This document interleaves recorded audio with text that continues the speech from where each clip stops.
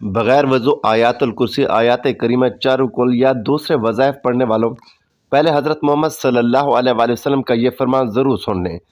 हज़ूर नबी करीम सल्लल्लाहु अलैहि वसल्लम ने बगैर वज़ू आयातुल कुर्सी या दूसरे वज़ाइफ पढ़ने के बारे में क्या इरशाद फरमाया है। बिस्मिल्लाहिर्रहमानिर्रहीम। क्या आयातुल कुर्सी, आयात करीमा और चार कुल वज़ू किए बगैर पढ़ सकते हैं? इस वीडियो में ये तमाम मालूमात फराहम की जाएंगी, लेकिन पहले ये जान लीजिए कि अगर आयातुल कुर्सी को वज़ू करने के बाद इसे तिलावत करें तो अल्लाह तबारक व तआला पढ़ने वाले को 40 साल की इबादत का सवाब अता फरमाता है, 40 दर्जे बुलंद करता है और 40 हूरें अता करेगा। अगर आयातुल कुर्सी को पढ़कर मरहूमीन को हदिया कर दिया जाए तो अल्लाह तबारक व तआला फरिश्तों को हुक्म देता है कि उसके लिए क़यामत तक तस्बीह करें। 60 अंबिया का सवाब अता करता है। उसकी कब्र में 40 शम्मा दाखिल करता है जिसका नूर मशरिक़ से मगरिब तक फैल जाता है। उस नूर से उसकी कब्र वसी हो जाती है। सुभान अल्लाह। एक मरतबा एक शख्स अमीरुल मोमिनीन हज़रत अली रज़ी अल्लाह तआला अन्हु के पास आया और बताया कि उसके बदन और मसाने से पीला पानी निकलता है, उसका कोई इलाज है? अमीरुल मोमिनीन ने फरमाया, बगैर किसी दिरहम और दिनार के इसका इलाज मुमकिन है कि तुम आयातुल कुर्सी को अपने बदन पर लिखो, आयातुल कुर्सी को पानी में डालकर इससे गुस्ल करो, आयातुल कुर्सी को पानी पर दम करके पियो और आयातुल कुर्सी को अपने बदन के पास रखो, इंशाअल्लाह शफा मिलेगी। हाजात के लिए 41 मरतबा आयातुल कुर्सी पढ़ो। टांगों में दर्द के लिए आयातुल कुर्सी पढ़कर अपनी टांगों पर मसह करें, इससे चलते वक्त दर्द नहीं होगा। आंखों की नज़र कम ना होने के लिए 70 मरतबा आयातुल कुर्सी पढ़ें। जिसको प्यास से हलाक होने का खौफ हो वह 66 मरतबा आयातुल कुर्सी पढ़ें। दुश्मन से अमन और सलामती के लिए मट्टी पर 41 मरतबा आयातुल कुर्सी पढ़ें और मट्टी दुश्मन के सामने डाल दें, उसके शर से सलामती होगी। सलामती से पहुंचने के लिए 7 मरतबा आयातुल कुर्सी पढ़ें। मरहूम की कब्र पर 7 मरतबा आयातुल कुर्सी पढ़ें, अल्लाह ताला कब्र पर रहमत नाज़िल करेगा। जेल से जल्द रिहाई के लिए 1000 मरतबा आयातुल कुर्सी पढ़ें। मरीज की शफा याबी के लिए 3 दिन लगातार 101 मरतबा आयातुल कुर्सी पढ़ें। सर दर्द के लिए 7 मरतबा आयातुल कुर्सी पढ़ें। लोगों के दिलों में अच्छी नीयत से मोहब्बत पैदा करने के लिए 41 मरतबा पानी पर आयातुल कुर्सी पढ़कर दम करें और पानी पिला दें। लोगों में सुलह करवाने के लिए जामिया मस्जिद के रास्ते की मिट्टी पर आयातुल कुर्सी पढ़ें और जिन लोगों के दरमियान सुलह करवानी हो फेंक दें। काम में आसानी पैदा करने के लिए सूरत अलम नशरा और आयातुल कुर्सी 10 मरतबा पढ़ें। बच्चों को बलाओं से सलामती के लिए 40 मरतबा आयातुल कुर्सी पढ़ें और फिर लिखकर बच्चे के गले में डाल दें।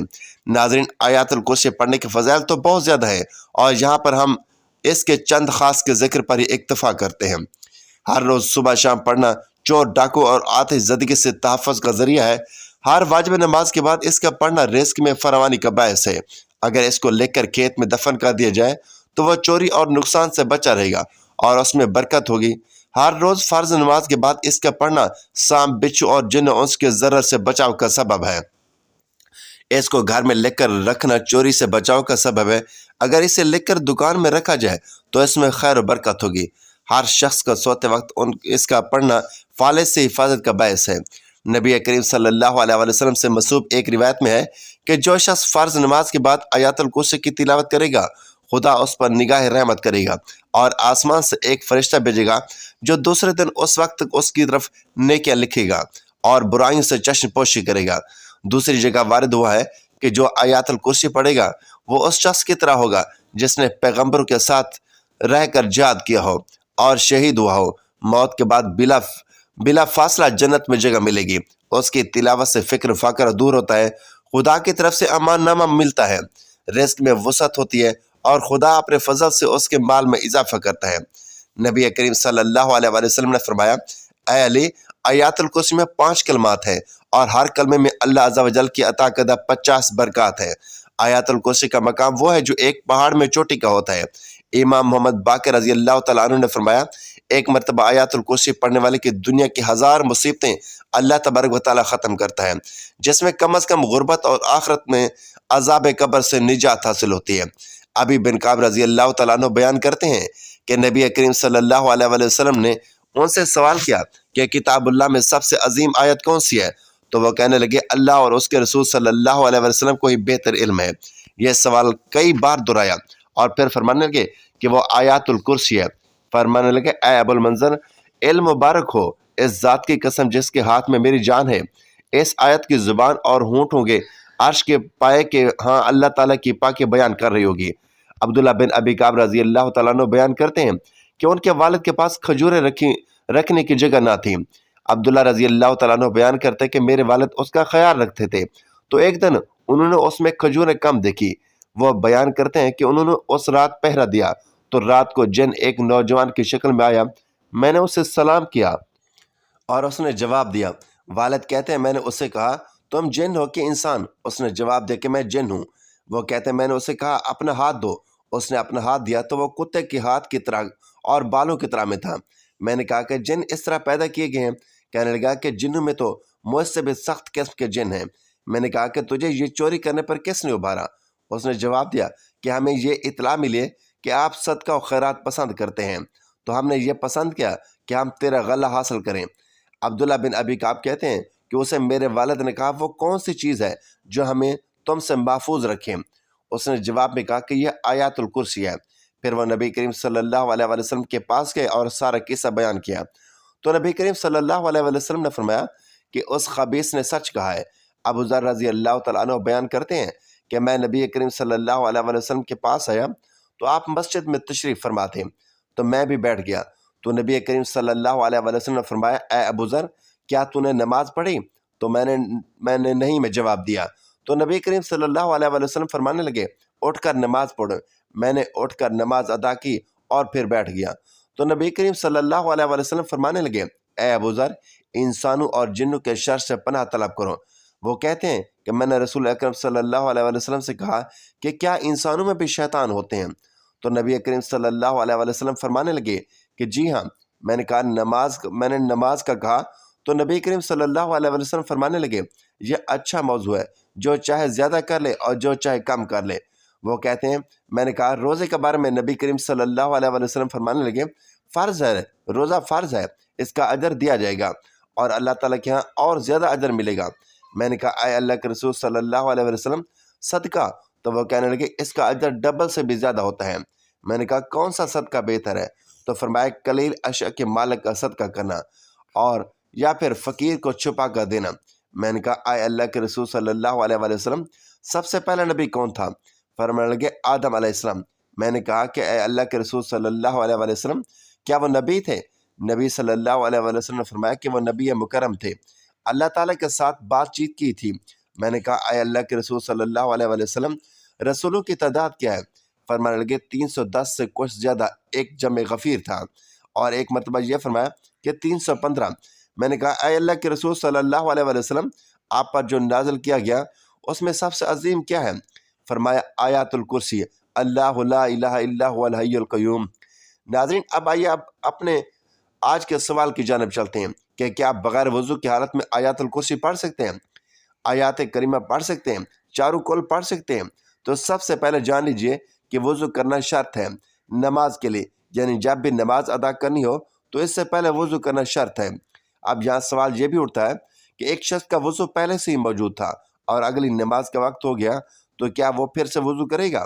تو جان لیجئے کہ اگر وضو کو فاسد کرنے والا کوئی کام یا کوئی چیز اس کے ساتھ رونما نہیں ہوئی اور اسے کامل یقین ہے کہ اس کا وضو قائم ہے اور اگلی نماز کا وقت شروع ہو گیا تو اس کے لیے اسے وضو کرنے کی ضرورت نہیں ہے۔ لیکن یاد رکھیے کہ قرآن کریم کی تلاوت کے لیے وضو کرنا شرط نہیں ہے۔ ایک شخص بغیر وضو کے بھی چلتے پھرتے اور اپنے روزمرہ کے کام کاج کرتے ہوئے قرآن پاک کی تلاوت کر سکتا ہے، لیکن یاد رکھیں کہ قرآن پاک کو چھونے، پکڑنے اور قرآن سے دیکھ کر تلاوت کرنے کے لیے وضو شرط ہے۔ البتہ اگر آپ کو وہ سورت زبانی یاد ہیں جو آپ پڑھنا چاہتے ہیں تو پھر ان کو زبانی پڑھنے کے لیے یا تلاوت کرنے کے لیے وضو کرنا شرط نہیں ہے۔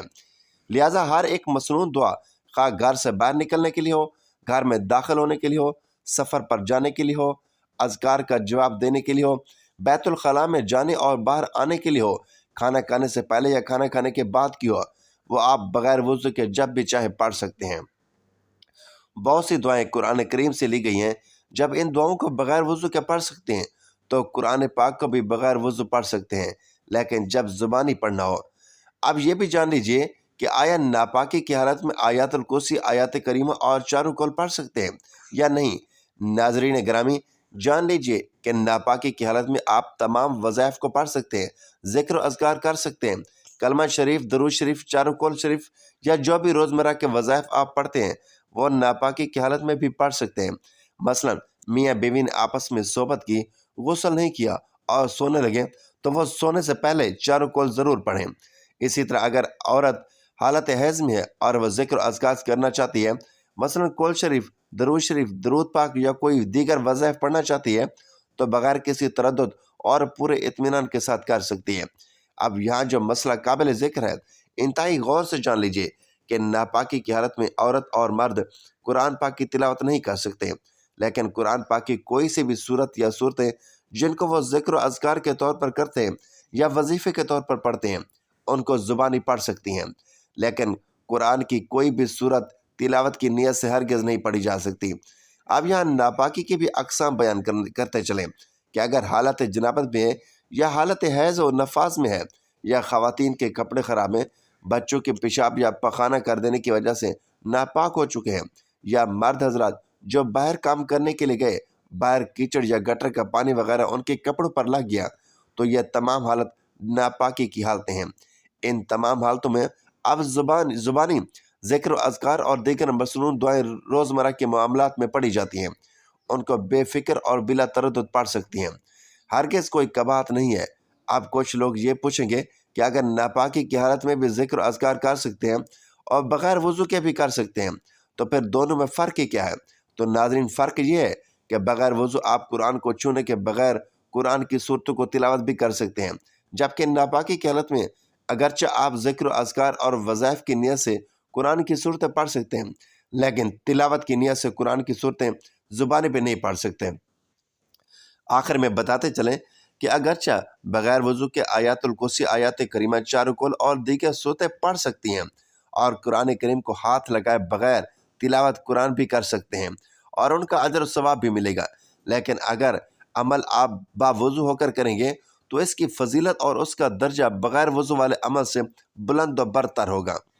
لہٰذا کوشش کیجئے کہ جب بھی قرآن کریم کی تلاوت کرنی ہو تو باوضو ہو کر ہی کریں، کیونکہ باوضو رہنا بذات خود ایک عبادت ہے اور اس حالت میں جو بھی عبادت کی جائے گی اس کا اجر و ثواب بھی بڑھ جاتا ہے۔ ناظرین، اللہ تعالیٰ سے دعا ہے کہ اللہ تعالیٰ ہمیں روزانہ قرآن مجید پڑھنے، نماز پڑھنے اور ذکر و اذکار کرنے کی توفیق عطا فرمائے اور ہمارا خاتمہ ایمان پر فرمائے، آمین یا رب العالمین۔ ناظرین، ویڈیو اچھی لگے تو ویڈیو کو لائک اور شیئر ضرور کیجیے، چینل کو سبسکرائب کریں اور کمنٹ باکس میں اللہ تعالیٰ کے 99 ناموں میں سے ایک نام ضرور ٹائپ کریں۔ اگلی ویڈیو تک کے لیے اجازت دیجیے، اللہ حافظ۔